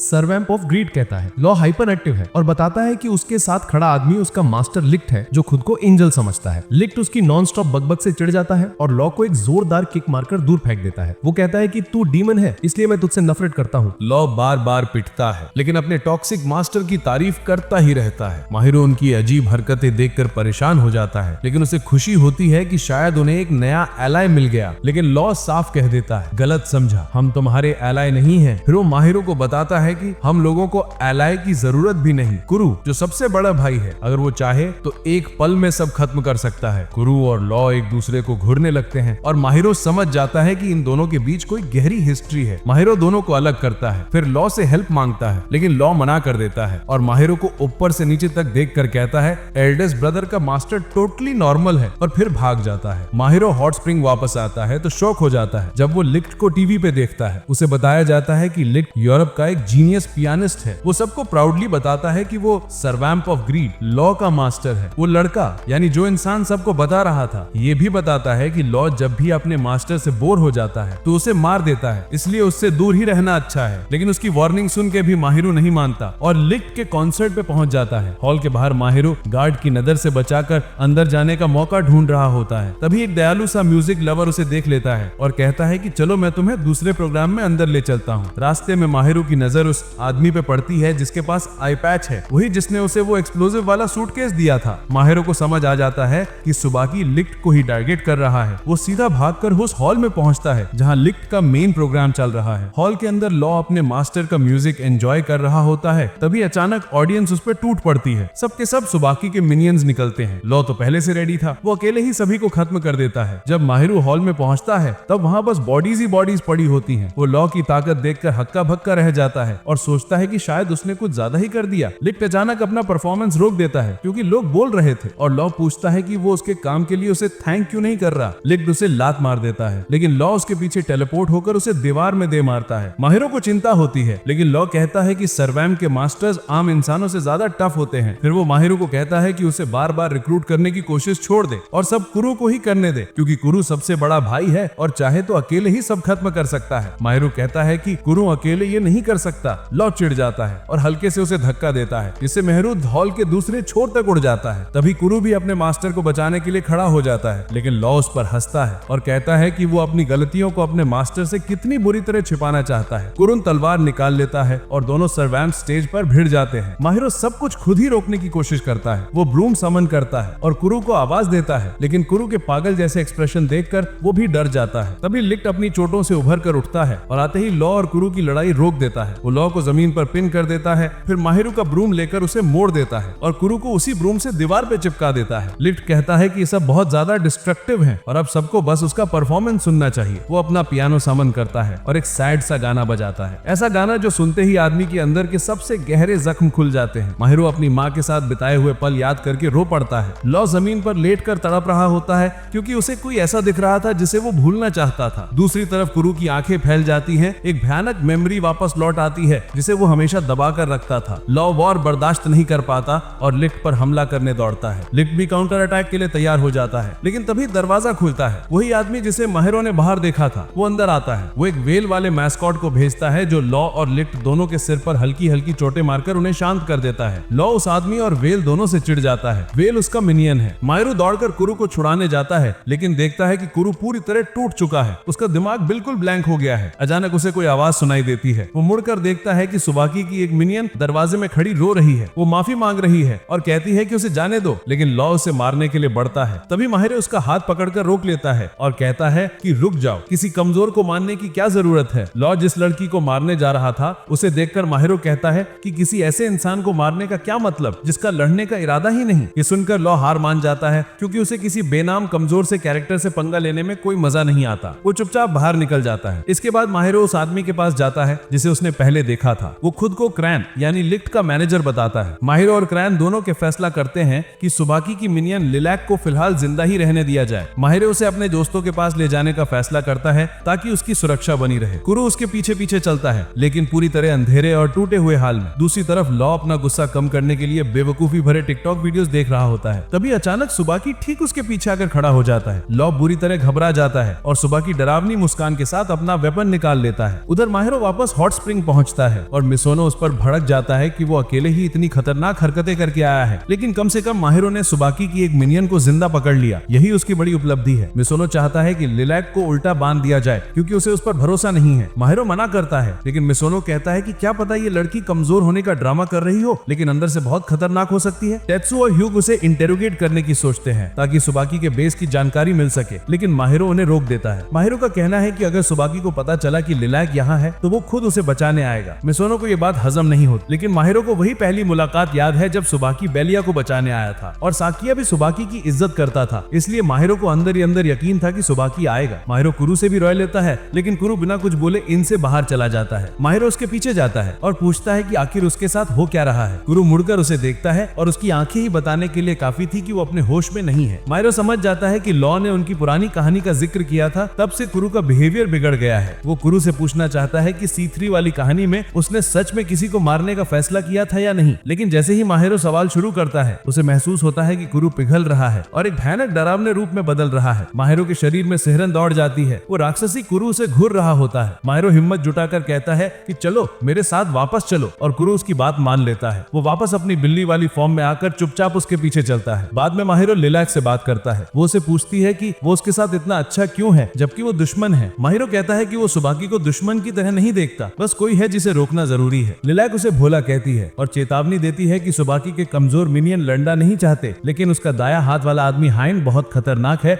और सबसे ताकतवर है। अगली सुबह माहिरो जल्दी उठता है और कुरु को अंधेरे कोने में सिमटा हुआ सोते देखता है। तभी उसे क्रैन का कॉल आता है। क्रैन पूछता है कि क्या माहिरो ने कहीं लॉ को देखा है। वो बताता है कि लॉ रात से गायब है और जैसे ही लॉ गायब हुआ लिफ्ट की हालत बिल्कुल बिगड़ने लगी है। उसे लॉ की जरूरत है वरना वो और कमजोर होता जाएगा। लिफ्ट भी लॉ को ढूंढ रहा होता है, लेकिन तभी उसके पीछे एक लाल रंग का आदमी खड़ा हो जाता है। लिफ्ट पहली नजर में ही समझ जाता है कि ये आदमी बहुत खतरनाक है। वो लाल बालों वाला आदमी हागन है, सुबाकी का राइट हैंड मैन। वो कहता है कि उसका बॉस खुश नहीं है क्योंकि लॉ ने पिछली रात उसके प्यारे मिनियंस के साथ बहुत बुरा किया था। हागन कहता है कि हिसाब बराबर करने के लिए उसे लिस्ट को नरक जैसी तकलीफ देनी पड़ेगी। लिस्ट लड़ने की कोशिश करता है लेकिन हागन उसे आसानी से घायल कर देता है। लड़ाई के दौरान हागन मजाक भी करता रहता है और बीच बीच में मैच मांगता है। लिस्ट जब उसका ध्यान भटकाते हुए मारने की कोशिश करता है लेकिन हागन आसानी से बच जाता है और उसके हाथ पर एक और वार कर देता है। फिर वो उंगलियां चटकाता है और लिस्ट का जख्म लाल आग की तरह जलने लगता है जिसे वो अपने स्मोक को जलाने के लिए इस्तेमाल करता है। वो लिस्ट से कहता है कि उसका सर्वैम्प इस समय सुबाकी के पैरों के नीचे पड़ा हुआ है, पूरी तरह हारा हुआ। लिस्ट जवाब देता है कि उसे किसी गॉड या हेजहॉग की परवाह नहीं, लेकिन वो किसी लाल बालों वाले आदमी से नहीं हारेगा। हागन अफसोस जताते हुए कहता है कि एक टैलेंटेड पियानिस्ट को मारना दुख की बात है और फिर वो अपनी लाल आग को फिर से छोड़ता है जो एक विशाल फायर टॉर्नेडो बना देती है। ये आग का तूफान इतना बड़ा होता है कि दूर से माहिरू भी इसे देख लेता है। वो तुरंत भागकर आता है और कुरो को भी लड़ने के लिए कहता है। कुरो कहता है कि पहले सबको बुला लेते हैं, पर माहिरू उसे फटकार देता है कि आलस करने का टाइम नहीं है। मजबूरी में कुरो उसके मास्टर के पीछे चलता है। माहिरू और कुरो सही समय पर पहुंचते हैं, ठीक तब जब हागन लिस्ट को खत्म करने वाला होता है। माहिरू चिल्लाकर कहता है मेरे दोस्त से दूर हट जाओ, लेकिन जैसे ही उसे पता चलता है कि ये खौफनाक इंसान हागन है, वो उसे सीधा सामना करने का फैसला करता है। वो कुरो को समन करता है लेकिन तुरंत ही कुरो अपने अंदर की अंधेरी ऊर्जा से घिर जाता है। उसका माहिरू से कनेक्शन टूट जाता है और वो पिघलकर काले तरल में बदलने लगता है। थोड़ी ही देर में वो पूरा अंधेरा एक काले क्रिस्टल बॉल में बदल जाता है। माहिरू समझ ही नहीं पाता कि ये क्या हो गया। वो क्रिस्टल बॉल को हाथ में उठाता है और सोचता है क्या ये कुरो है। हागन भी हैरान होकर उसकी तरफ बढ़ता है। माहिरू बचने के लिए अपना ब्रूम समन करता है लेकिन वो ब्रूम भी उसी क्रिस्टल बॉल में समा जाता है। अब माहिरू पूरी तरह बिना हथियार के था। तभी लिस्ट उनके बीच में खड़ा हो जाता है और कहता है हमारी लड़ाई अभी खत्म नहीं हुई है। वो अपने मैजिक बूट्स की ताकत से हागन के चारों तरफ एक गोलाकार पियानो बना देता है। फिर उस पर कदम रखकर अपनी म्यूजिक से हागन को दबाने की कोशिश करता है। हागन उसकी कला से प्रभावित प्रभावित होता है और कहता है ठीक है, लगता है अब सीरियस होना ही पड़ेगा, और फिर लाल आग से हमला करता है। लिस्ट पियानो की कीज को उड़ाकर जवाब देता है। आग और संगीत के बीच लड़ाई चलती रहती है और माहिरू बस खड़ा होकर सब देखता रह जाता है। उसे लगता है कि वो यहाँ मदद करने आया था, पर उल्टा लिस्ट पर बोझ बन गया। लड़ाई के दौरान लिस्ट उसे चिल्लाकर कहता है, माहिरू सोचना छोड़, जो करना चाहते हो वो करो। आखिरकार लड़ाई खत्म होती है और लिस्ट बुरी तरह हार जाता है। हागन उसे उठाता है और कहता है कि वो लिस्ट को जिंदा सुबाकी के पास ले जाएगा। माहिरू दौड़कर चिल्लाता है, उसे छोड़ दो। हागन अचानक उसके सामने आकर उसके माथे पर हल्की सी फिंगर फ्लिक मारता है, जिससे माहिरू वहीं जम जाता है, हिल भी नहीं पाता। हागन लिस्ट को ले जाता है और उसके जाने के बाद मिसोनो और टेत्सु वहां पहुंचते हैं। मिसोनो और टेत्सु ये देखकर हैरान रह जाते हैं कि कुरो एक बॉल में बदल गया है, लेकिन उनके सर्वैम्प्स उस बॉल के अंदर कुरो की ऊर्जा महसूस कर पा रहे थे। माहिरू खुद को कोसता है कि उसने कुरो की बात नहीं मानी और बिना बैकअप के लड़ाई में कूद पड़ा, लेकिन मिसोनो उसे रोकता है और कहता है कि अभी भी हमारे पास एक मौका है। तभी उसे पास में एक मोबाइल मिलता है। की चेन देखकर ये साफ होता है कि वो बेलिया जैसा दिखता है, यानी ये फोन सुबाकी की तरफ के किसी आदमी का है। उसका अंदाजा सही निकलता है क्योंकि अगले ही पल सुबाकी का फोन आ जाता है। वो बताता है कि ये फोन हागन का है और वो इसे वापस चाहता है। मिसोनो शांत होकर कहता है, ठीक है, हम भी सौदा करेंगे, हमें लॉ और लिस्ट वापस चाहिए। सुबाकी हंस देता है और कहता है कि ये आईफोन थोड़ी है कि मैं इतना देने आ जाऊं, लेकिन मिसोनो तुरंत जवाब देता है, हमारे पास तुम्हारा एक मिनियन भी है। लॉ और लिस्ट को बिना और चोट पहुंचाए तुरंत वापस करो और तुमको फोन और मिनियन दोनों मिल जाएंगे। सुबाकी फिर से हंसता है और कहता है कि वो लॉ और लिस्ट को चोट नहीं पहुंचाएगा, लेकिन शायद उन्हें अलग अलग रखेगा। वो कॉल काट देता है और सोचता है कि अब उसे अपनी योजनाएं बदलनी होंगी। माहिरू और उसके दोस्त तुरंत एक और मीटिंग रखते हैं। वो सोचते हैं कि मिडनाइट तक उनके पास वक्त है लॉ और लिस्ट को मिलाने का। इसी बीच मिसोनो माहिरू से कहता है कि इस बार वो बाहर है क्योंकि बिना सर्वैम्प और बिना हथियार के वो किसी काम का नहीं। सब प्लान बनाने बाहर निकल जाते हैं और माहिरू अकेला रह जाता है। वो काले बॉल को हाथ में लेकर सोचने लगता है कि कुरो के साथ क्या हुआ। उसे एहसास होता है कि अब तक कुरो ही उसे संभालता आया है और अब उसे खुद भी मजबूत बनना पड़ेगा। माहिरू रोने लगता है और कहता है, सॉरी कुरो, हर भार मैंने तुम्हारे ऊपर डाल दिया और जब तुम्हें मेरी जरूरत थी मैं कुछ नहीं कर पाया। तभी अचानक क्रिस्टल बॉल के अंदर से कुरो की आवाज आती है। वो चिढ़कर कहता है, बस कर माहिरू, ये रोना धोना बंद कर। बॉल के अंदर कुरो का एक छोटा सा मिनिएचर रूप दिखता है। वो कहता है कि उसे खुद नहीं पता क्या हो रहा है, लेकिन वो बाहर नहीं निकल पा रहा। माहिरू वादा करता है कि वो उसे निकाल कर ही रहेगा। कुरो जवाब देता है, कोशिश मत करो, यहाँ अकेला रहना अच्छा लग रहा है, किसी झंडू इंसान से तो नहीं निपटना पड़ रहा। माहिरू तुरंत मिसोनो और टेत्सु को बुलाता है, लेकिन वो दोनों कुरो को ना तो देख पाते हैं ना ही सुन पाते हैं। टेत्सु के दिमाग में तुरंत एक आइडिया आता है, चलो बॉल को काट कर कुरो को बाहर निकाल लेते हैं। माहिरू उसे रोकता है, नहीं, अपने सर्वैम्प को मैं ऐसे आजाद नहीं करूंगा, वो मेरा पार्टनर है, उसे बाहर निकालना मेरी जिम्मेदारी है। फिर माहिरू खुद आरी पकड़कर बॉल काटने की कोशिश करता है, लेकिन ब्रूट फोर्स से कुछ नहीं होता। तभी इतने में एक गेस्ट आता है, लिस्ट का मैनेजर क्रांस, और वो व्हेल मास्कॉट। क्रांस ये सुनकर टूट जाता है कि लिस्ट और लॉ दोनों को सुबाकी ने किडनैप कर लिए हैं। माहिरू माफी मांगता है कि वो मदद करने गया और हालात और बदतर हो गए। क्रांस कहता है कि वो भी रेस्क्यू प्लान में शामिल होगा और बताता है कि ये व्हेल मास्कॉट बड़ाई में काफी अच्छा है। फिर वो एक पानी की बंदूक निकालता है और ह्यूग के हाथ पर एक बूंद डालता है। ह्यूग तुरंत सुन पड़ जाता है। क्रांस बताता है कि ये बंदूक होली वाटर से भरी है, वैम्पायर्स को बहुत धीमा कर देती है। मैं लॉ को शांत करने के लिए भी यही इस्तेमाल करता हूँ। माहिरू पूछता है कि उसने ये कहाँ से लिया। क्रांस बताता है, एक अजीब से एंटीक डीलर से। वो एंटीक डीलर असल में सर्वैम्प ऑफ एनवी का मास्टर होता है। माहिरू सोचता है कि उससे मदद मांगने की कोशिश की जा सकती है। एंटीक डीलर का नाम आते ही मिसोनो के पुराने बुरे अनुभव जाग जाते हैं। वो माहिरू को मना करता है कि उस आदमी पर भरोसा नहीं कर सकते, लेकिन स्नो लिली उसे समझाता है कि अभी उनके पास दूसरा कोई रास्ता नहीं है। सब अलग अलग दिशा में निकल जाते हैं। माहिरू ट्रेन पकड़कर एंटीक शॉप की तरफ जा रहा होता है कि अचानक सुबाकी उसके बगल में अपनी फॉक्स फॉर्म में प्रकट हो जाता है। माहिरू डर जाता है। सुबाकी नाराजगी से कहता है, तुम तो अकेले घूम रहे हो और मेरा मिनियन तुम्हारे साथ भी नहीं है। काला फॉक्स अचानक अपने शरीर से काला धुआं छोड़ने लगता है और माहिरू चलते हुए ट्रेन से कूद जाता है। ठीक उसी पल एक जबरदस्त धमाका होता है, लेकिन अगले ही सेकंड उसे समझ आता है कि ये सब एक इल्यूजन था। माहिरू जब प्लेटफॉर्म पर पड़ा होता है तभी उसे एहसास होता है कि सुबाकी पहले ही आगे बढ़ चुका है, इसलिए उसे जल्दी से एंटीक डीलर तक पहुंचना होगा। थोड़ी देर बाद माहिरू एंटीक शॉप पहुंच जाता है। जैसे ही वो दरवाजा खोलता है उसके सामने एक पागल साइंटिस्ट खड़ा होता है जिसने एक बार्बी डॉल का सिर पिघलाकर उसका जूस जैसा बना दिया था। ये देखकर माहिरू के पैर कांप जाते हैं। साइंटिस्ट उसे देखता है और कहता है, तू है कौन? वो माहिरू को अंदर खींच लेता है। दुकान अजीब अजीब ऑफ ब्रांड सामानों से भरी हुई थी। माहिरू उसे एंटीक डीलर के बारे में पूछता है और साइंटिस्ट बताता है कि डीलर अभी दुकान में नहीं है। माहिरू अपना नाम बताता है, लेकिन साइंटिस्ट उसका हर सिलेबल गलत बोल देता है। बस इतना याद रखता है कि माहिरू सर्वैम्प ऑफ स्लॉथ का मास्टर है। वो जबरदस्ती माहिरू को कुर्सी पर बिठाता है, उसे ठंडी चाय का ग्लास पकड़ाता है और फिर उसके कपाले पर उसका नाम लिख देता है ताकि वो भूल न जाए। फिर वो खुद का परिचय करवाता है, मैं जोहान हूँ, वैम्पायर्स पर रिसर्च करने वाला साइंटिस्ट। तभी एंटीक डीलर वहाँ आता है और जोहान के पेट में मुक्का मारता है क्योंकि उसने उसकी प्यारी डॉल का सिर सिर पिघला दिया था। डीलर माहिरू की तरफ मुड़कर कहता है, वेलकम टू माय शॉप। वो अपना नाम बताता है मिकोनी और माहिरू को धन्यवाद देता है कि उसने उसके छोटे भाई मिसोनो का ध्यान रखा। माहिरू ये सुनकर हक्का बक्का रह जाता है। उसे पहले पता ही नहीं था कि मिसोनो मिकोनी का भाई है। इससे पहले कि वो कुछ पूछ पाए, जोहान उसे पकड़ लेता है और कहता है, चल मुझे सर्वैम्प ऑफ स्लॉथ से मिलवा। माहिरू उसे दिखाता है कि कुरो एक बॉल में बदल गया है। जोहान ये देखकर पागल हो जाता है। ओ ये तो अद्भुत है। वो माहिरू को एक शीशे के सामने ले जाता है जो असल में एक सीक्रेट डोर होता है और वो माहिरू को अपनी सीक्रेट लैब में पहुंचा देता है। वहां माहिरू उसका नया एक्सपेरिमेंट सब्जेक्ट बन चुका था। जोहान उसकी हाइट, वजन और मेडिकल डेटा नोट करने लगता है। माहिरू उससे कहता है कि मुझ पर एक्सपेरिमेंट करना छोड़ो, कुरो को ठीक करो। मिकुनी उससे पूछता है, अगर कुरो वापस नॉर्मल हुआ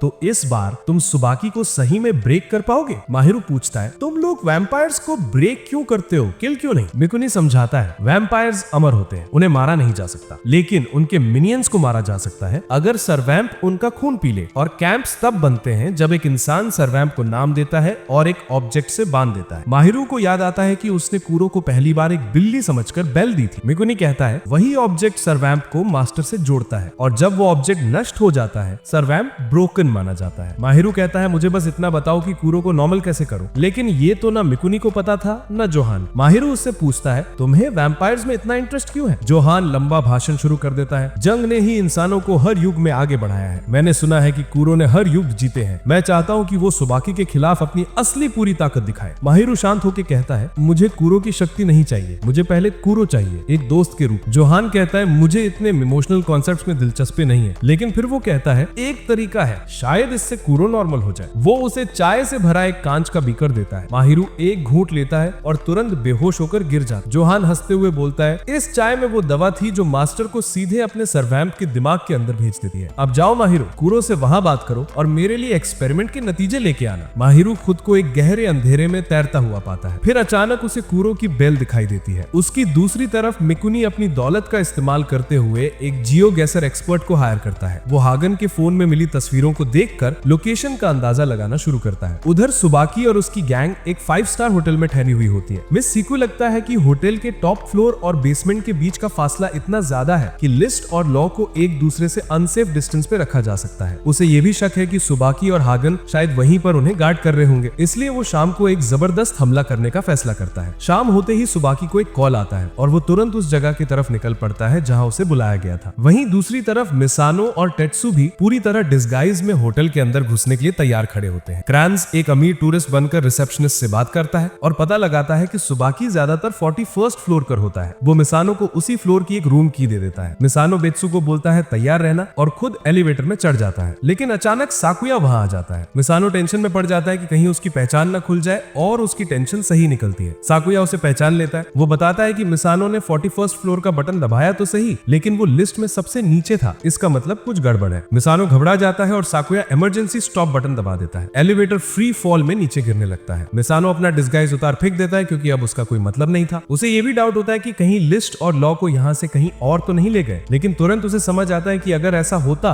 तो साकुया यहाँ उसे रोकने नहीं आता। मिसानो टेट्सु को कहता है, तू स्टेयर्स से टॉप फ्लोर तक पहुंच, यहाँ साकुया को मैं संभालूंगा। एलिवेटर नीचे धड़ाम से बेसमेंट नंबर 5 तक पहुंचता है। दरवाजा खुलता है और मिसानो को याद आता है कि प्लान के हिसाब से माना जा रहा था कि साकुया होस्टेज में से किसी एक को गार्ड कर रहा होगा, लेकिन उसे शॉक तब लगता है जब पूरा बेसमेंट एकदम खाली मिलता है। तभी साकुया एक जादुई चेनसॉ समन करता है और धीरे धीरे मिसानो और स्नो को एलिवेटर से बाहर धकेल देता है। वो हंस के कहता है कि उनका पूरा प्लान शुरू से ही गलत था क्योंकि वो सुबाकी के दिमाग को समझ ही नहीं पाए। साकुया बताता है कि लिस्ट और लॉ को किडनैप करने का मकसद उन्हें नुकसान पहुंचाना नहीं था, बल्कि उन्हें बेट की तरह इस्तेमाल करना था ताकि ह्यू यानी सर्वैम्प ऑफ प्राइड खुद यहाँ आए और वो लोग उसे खत्म कर सके। साकुया मिसानो पर चेनसो से वार करता है और मिसानो बस किसी तरह डॉज करता रहता है। उसे पता है कि सीधी लड़ाई में वो नहीं जीत सकता, इसलिए वो साकुया को उकसाने रखता है। वो कहता है कि माहिरू आज भी साकुया जैसे कचरे को अपना दोस्त मानता है, जबकि साकुया सुबाकी जैसे पागल आदमी की गुलामी कर रहा है। मिसानो की बात सुन के साकुया भड़क जाता है और चिल्लाता है कि किसी को सुबाकी की असली मोटिव समझ नहीं आती। वो कहता है कि सुबाकी किसी की तलाश में है, पर उसे खुद नहीं पता वो की किस चीज की है। ये बात सुनकर मिसानो को समझ आता है कि सुबाकी का मासूम सा दिखने वाला वॉर प्लान दरअसल कुछ और ही बड़ा गेम है। उधर ह्यू और टेट्सु टॉप फ्लोर तक पहुंच जाते हैं। हागन और सुबाकी के बाकी मिनियंस रास्ता रोक के खड़े होते हैं। ह्यू को पता है कि होस्टेज बस इनके पीछे ही है। सामने दुश्मन ज्यादा है, लेकिन ह्यू और टेट्सु दोनों को पूरा भरोसा है कि वो इन्हें हरा के आगे बढ़ सकते हैं। इसी बीच सुबाकी उस फॉरेस्ट में पहुंचता है जहां से उसे कॉल आया था, लेकिन वहां पहुंचते ही उसे 5 लोग वेल वाले मैस मैस्कॉट के कॉस्ट्यूम में मिलते हैं। ब्लू व्हेल मैस्कॉट उसे गालियां देते हुए कहता है कि लिस्ट और लॉ को वापस करो, नहीं तो वो सुबाकी की धुलाई करेगा। सुबाकी उस क्यूट से दिखने वाले मैस्कॉट की गुस्से भरी आवाज पर मजाक उड़ाता है। फिर वो कीज दिखाता है जिनसे सर्वैम्प और मास्टर वाले कमरे तक पहुंचा जा सकता है। वो पूछता है कि उसकी मिनियन कहाँ है और ब्लू व्हेल मैस्कॉट हंस के कहता है कि वो इन्हीं मैस्कॉट्स के अंदर में है। ब्लू व्हेल मैस्कॉट सुबाकी पर स्टील कीज लेके झपटता है, लेकिन सुबाकी बिना हमला किए आसानी से बच जाता है और एक पेड़ पे कूद जाता है, क्योंकि अगर वो बेवकूफी से अटैक कर दे तो उसकी मिनियन को भी चोट लग सकती है। अचानक एक और व्हेल मैस्कॉट पूरा पेड़ ही उखाड़ देता है जिस पर सुबाकी खड़ा था और उसे नीचे मारने की कोशिश करता है, पर सुबाकी फिर से कूद के बच जाता है। बाकी व्हेल मैस्कॉट्स भी उस पर टूट पड़ते हैं, लेकिन सुबाकी इतना स्लिपरी सा बंदा है कि वो हर अटैक को आसानी से डॉज कर लेता है। सुबाकी कहता है क्योंकि उसकी मिनियन यही कहीं आसपास हो सकती है, इसलिए वो इस जगह से भाग नहीं सकता। फिर वो ब्लू व्हेल को फील करने की कोशिश करता है कि पता चले कि अंदर दो लोग हैं या नहीं, लेकिन मैस्कॉट का कॉस्ट्यूम इतना मोटा है कि कुछ समझ ही नहीं आता। सुबाकी हंसता है और बोलता है कि जंगल के अंदर वेल्स के साथ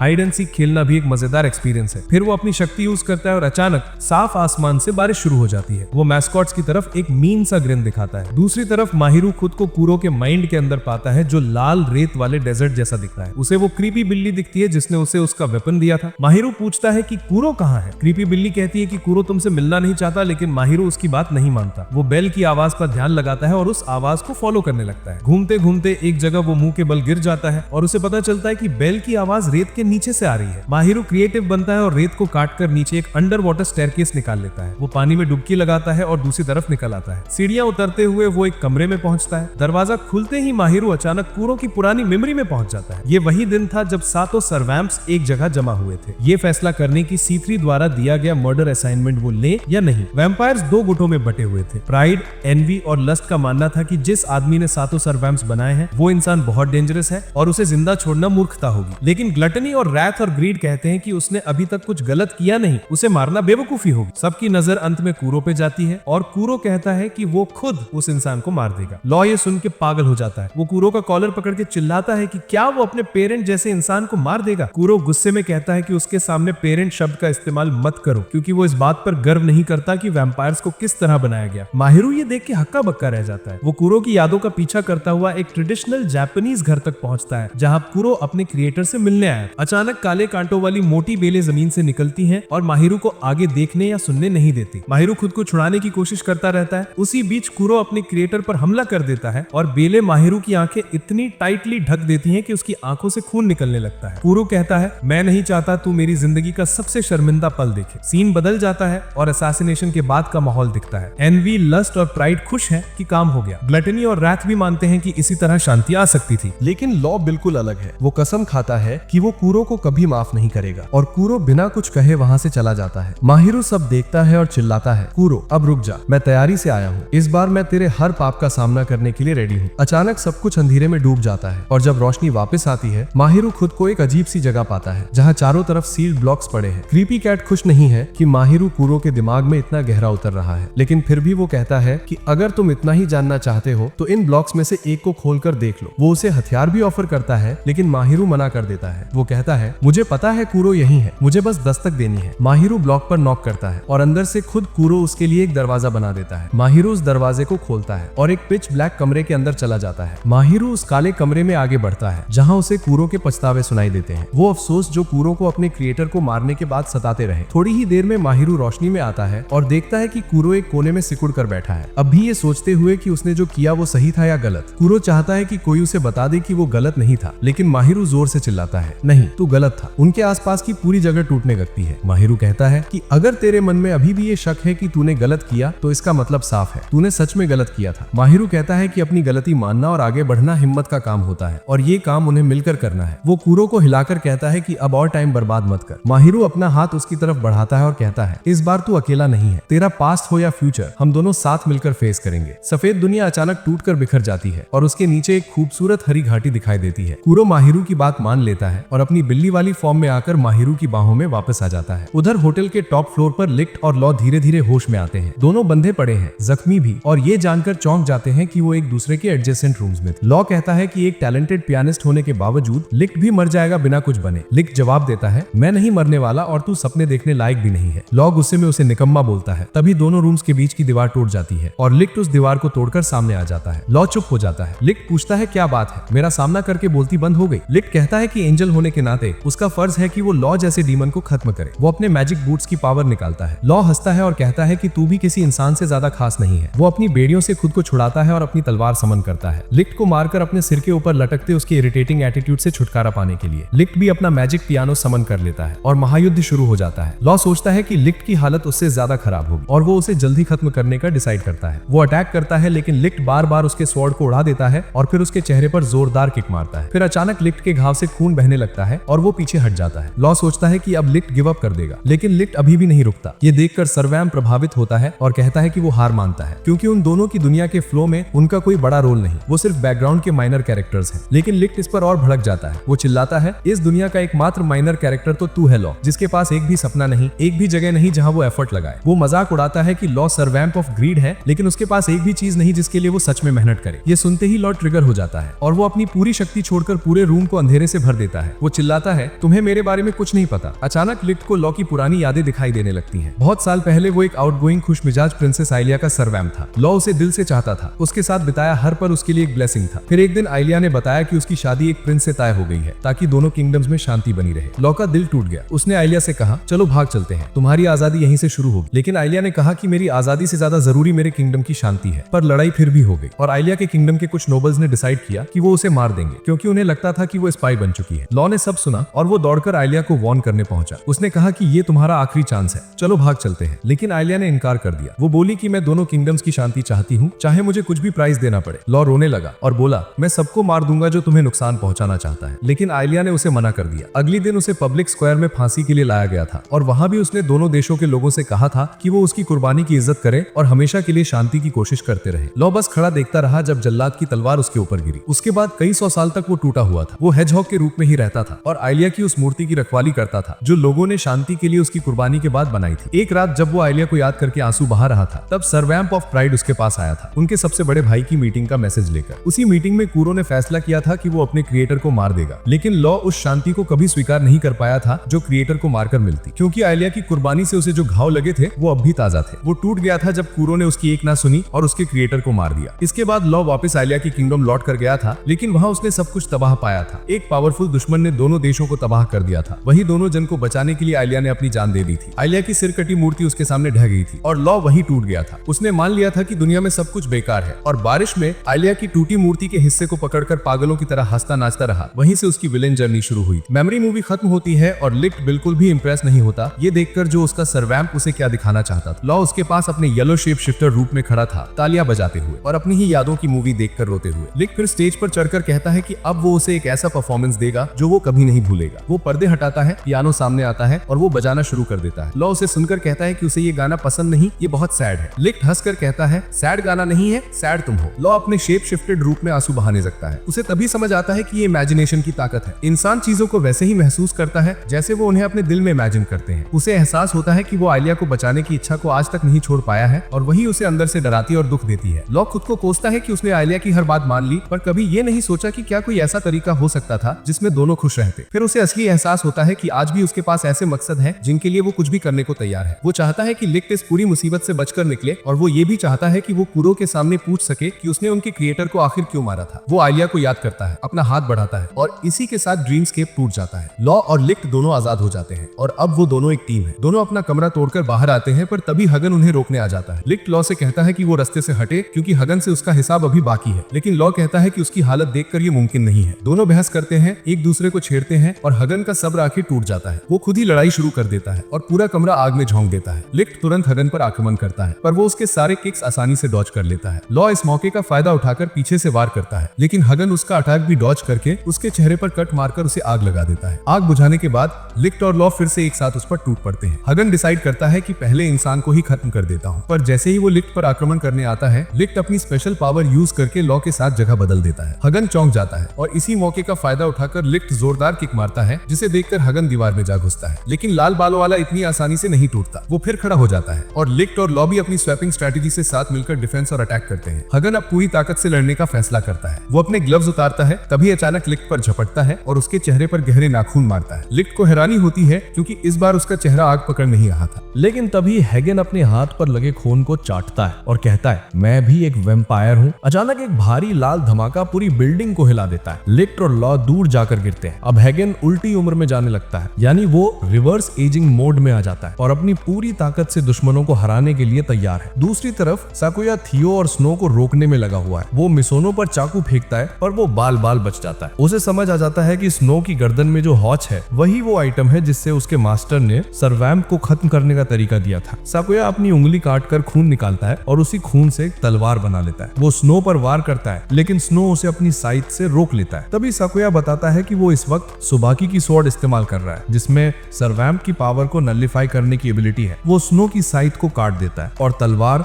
मिसोनो की तरफ मोड़ता है, लेकिन उससे पहले कि वो कुछ कर पाए एक गनशॉट तलवार की दिशा बदल देता है। मिकुनी वहां आ चुका था अपने भाई को बचाने। वो मिसोनो को कहता है सेकंड एलिवेटर पकड़ो और ऊपर जाओ, अपने दोस्तों की मदद करो। मिसोनो गुस्सा तो करता है पर बात मान लेता है। स्नो भी चुपचाप उसके साथ 41st फ्लोर की तरफ निकल जाता है। नीचे टेट्सू सुबाकी के मिनियंस से लड़ रहा था। वो कॉफिन को शील्ड की तरह इस्तेमाल करता है और उसकी एबिलिटी एक्टिवेट करके बैट्स का झुंड समन कर देता है। ह्यूग उन बैट्स को मिनियंस पर छोड़कर खुश हो जाता है, लेकिन तभी वो आई पैच वाला आदमी अचानक टेट्सू पर हमला करता है। ह्यूग का ध्यान भटक जाता है और बेलिया अपनी स्पेशल एबिलिटी इस्तेमाल करके उसे मिस्ट्री कैबिनेट में ट्रैप कर देता है। ह्यूग गायब हो जाता है, सिर्फ उसकी स्मोकिंग पाइप पीछे रह जाती है। तभी मिसोनो वहां पहुंचता है और बेलिया से ह्यूग के बारे में पूछता है। बेलिया हंसकर कहता है अपने आप की फिक्र करो लड़के। मिसोनो को पता चलता है कि हैगन ऊपर चला गया है ग्रीड केयर से लड़ने। वो दिमाग लगाकर कोई रास्ता सोचने की कोशिश करता है पर उसे समझ नहीं आता कि अब बाजी कैसे पलटी जाए। बेलिया टेट्सू पर हमला करता है। टेट्सू क्यू की पाइप से ब्लॉक करता है पर स्ट्रिंग यूजर उसके हाथ पैर बांध देती है और उसे घुटनों पर गिरा देती है। अब मिसोनो और फ्रस्ट्रेट हो चुका है और रिट्रीट का सोच ही रहा था कि अचानक पूरा कमरा अंधेरे से भर जाता है। सब खिड़की की तरफ देखते हैं और शॉक हो जाते हैं। माहिरू एक जायंट काले शेर पर सवार होकर अंदर आता है। अंदर आते ही वो काला शेर बदलकर कुरु बन जाता है। असल में कुरु अपनी असली फॉर्म छुपाकर लेजी होने का नाटक कर रहा था। माहिरू के दोस्त उसके पीछे छिप जाते हैं और पूरी सिचुएशन बताते हैं। माहिरू मुस्कुराकर कहता है अब टेंशन मत लो, मैं आ गया हूँ। वो अपना ब्रूम समन करता है और अपनी पावर से उसे एक स्पीयर में बदल देता है। फिर वो सीधे अटैक करने निकल पड़ता है। स्ट्रिंग यूजर पहले पपेट से हमला करती है लेकिन माहिरू उससे भी तेज निकलता है और पीछे से एक वार मारकर उसे तुरंत बेहोश कर देता है। बेलिया और आई पैच वाला आदमी अगला कॉम्बो अटैक करते हैं। कुरु उन्हें रोकने आगे आता है। वो ब्लैक एनर्जी के विंग समन करता है और उनसे तेज स्पाइक्स बनाता है। माहिरू उसके पीछे जंप मारता है और ब्रूम से उस स्पाइक्स को धक्का देता है जिससे वो सीधा दुश्मनों के अंदर घुस जाता है। ऊपर वाली फ्लोर पर हैगन पहले ही लिक्ट और लॉ को हरा चुका होता है। वो नीचे आने की सोच रहा था ताकि माहिरू का सामना कर सके। लॉ अभी भी शॉक में है क्योंकि उसने थोड़ी देर पहले कुरु का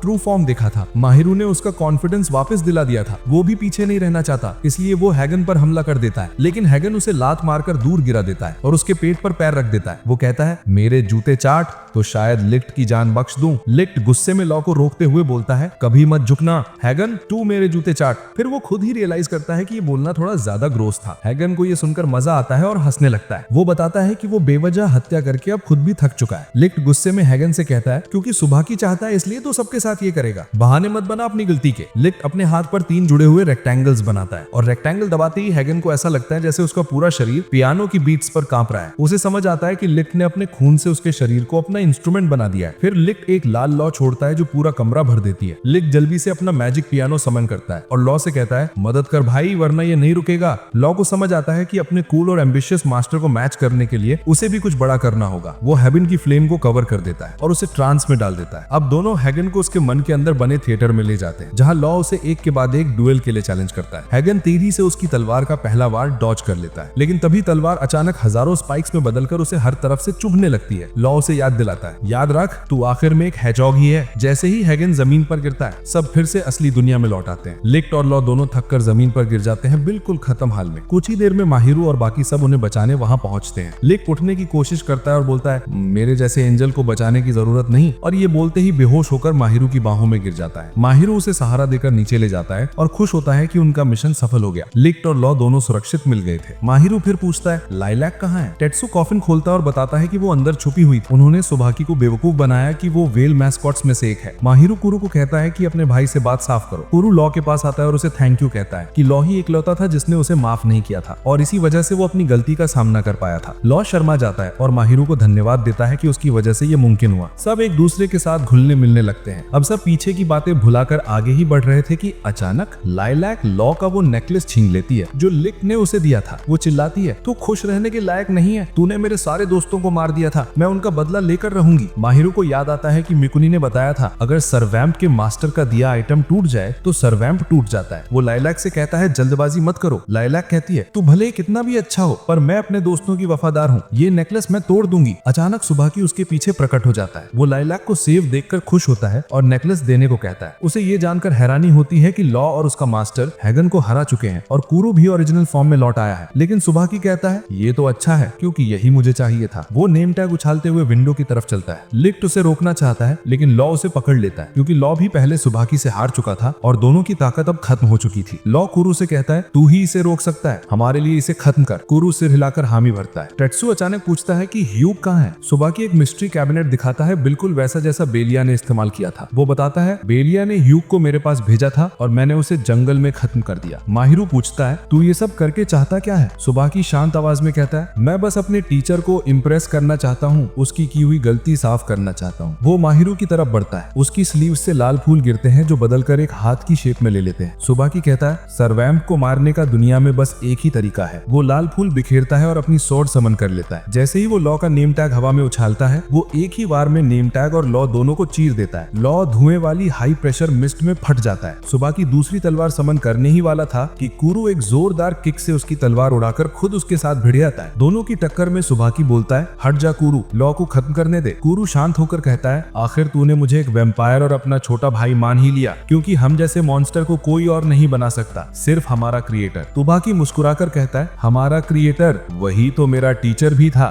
सुबाकी जिसे कुरो ने कभी मार दिया था अब उसी का बदला लेना चाहता था। वो कुरो को निहत्था कर देता है और अपनी तलवार उसकी गर्दन पर रखकर पूछता है बताओ हमारे टीचर के आखिरी शब्द क्या थे। कुरो धीमे से कहता है उन्होंने कुछ नहीं कहा। सुबाकी चीख कर पूछता है कुछ नहीं कहा या तुमने सुना ही नहीं। उधर कमरे में मिस्ट तेजी से घूम रही थी। लिक्ट को पता चलता है कि लॉप फिर से एक छोटे हेजहॉग में बदल चुका है। माहिरो रुसोनो और टेत्सु को नीचे भागने को कहता है और खुद कुरो के साथ लड़ाई में कूद जाता है। माहिरो मानता है कि अपने क्रिएटर को मारना उसकी गलती थी लेकिन अब वो पीछे नहीं हट सकता। उसे सुबाकी की इस दीवानगी को भी रोकना ही होगा। वो तलवार पकड़कर सुबाकी से कहता है हिंसा से पहले बात कर लेते हैं, शायद मसला सुलझ जाए। लेकिन तलवार उसकी हथेली काट देती है। सुबाकी हंसकर कहता है यहाँ तेरी बातों की कोई कीमत नहीं है। अचानक कुरो को अपने क्रिएटर और सुबाकी की एक मिली जुली भयानक झलक दिखती है जो उससे कहती है हमारी तरह बन जा। सुबाकी दीवानों की तरह हंसते हुए मिस्ट को अपने अंदर खींच लेता है और उस ताकत से पूरे शहर पर लाल मैजिक ब्लेड्स की बारिश कर देता है। कुरो फिर भी उसकी तरफ बढ़ता है, बात करके सब खत्म करने की कोशिश करते हुए। सुबाकी तलवारें चलाता है। कुरो हर वार को रोककर बस उसका कंधा पकड़ लेता है। सुबाकी उसकी छाती पर वार करता है लेकिन कुरो उसे छोड़ता ही नहीं। वो कहता है गलतियां मैंने की, गलतियां तू कर रहा है, दोनों की बात करनी पड़ेगी। सुबाकी घबरा जाता है और गुस्से में पूछता है हमारे क्रिएटर ने आखिरी पल में भी हम 7 भाई बहनों को मेरे बारे में क्यों नहीं बताया। वो कुरो का एक हाथ काट देता है और आखिरी बार करने ही वाला होता है कि माहिरो वहां आकर उसकी तलवार रोक लेता है। सुबाकी अपनी एक रेड ब्लेड हवा में उड़ाता है। वो कुरो को चीरते हुए माहिरो के चेहरे को भी काट देती है। ये देखकर कुरो बेकाबू हो जाता है और जैसे ही सुबाकी माहिरो पर दूसरा वार करने बढ़ता है कुरो विशाल काले सिंह में बदल जाता है और पूरी बिल्डिंग तोड़कर बाहर निकल आता है। सुबाकी लगातार रेड ब्लेड से हमला करता रहता है पर कुरो उन्हें एक एक कर तोड़ देता है और आखिर में उस पर जोर से पैर दे मारता है। सुबाकी हंसकर कहता है कि आपने क्रिएटर को भी ऐसे ही मारा था। कुरो की आंखों में गुस्सा भर जाता है। माहिरो चिल्लाकर कहता है कुरो